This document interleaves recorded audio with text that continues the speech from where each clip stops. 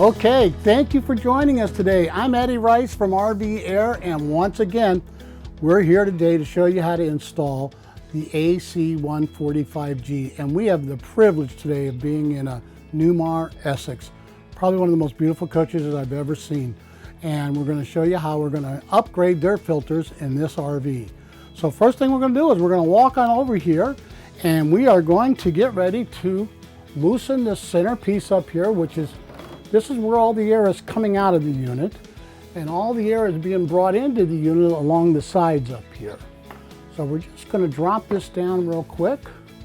We have these little safety latches up there, and down it comes like that, and they put them on short straps so that they don't fall down and hit you in the head or anything like that. You notice up here that there is 3 returns in one spot and 4 units to let the air come back into the RV.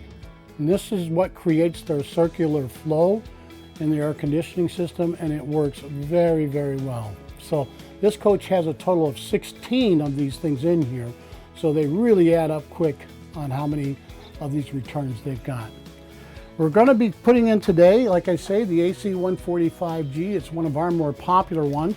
Now, what's the difference between a 145G and a 140G? We have people ask us this all the time. They're both 5 1/4 in diameter, number one. The only difference is they're 2 manufacturers. One makes it with a center hole in the middle and how it's held, and the other one uses what we call a cross brace, or you could call it an X brace, and it just holds it, so it doesn't need the center hole.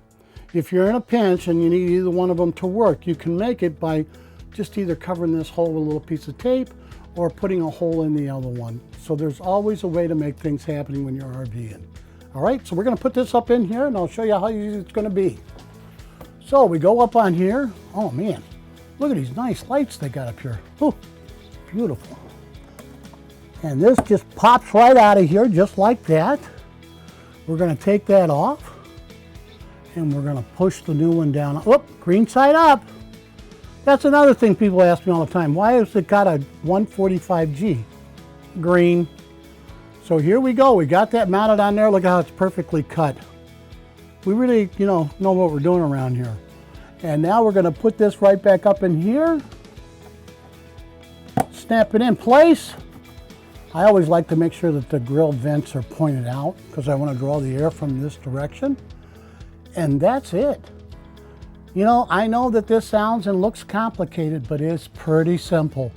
So you're going to check this once a year if you're a regular RVer like a lot of people, or if you're a full-timer, you should check them every 3 months. But whatever you do, you're going to notice in the first day, half of the dust will be out of the RV immediately. And with these dark cabinets, trust me, they're going to want to be getting rid of dust. Thank you, Eddie from RV Air.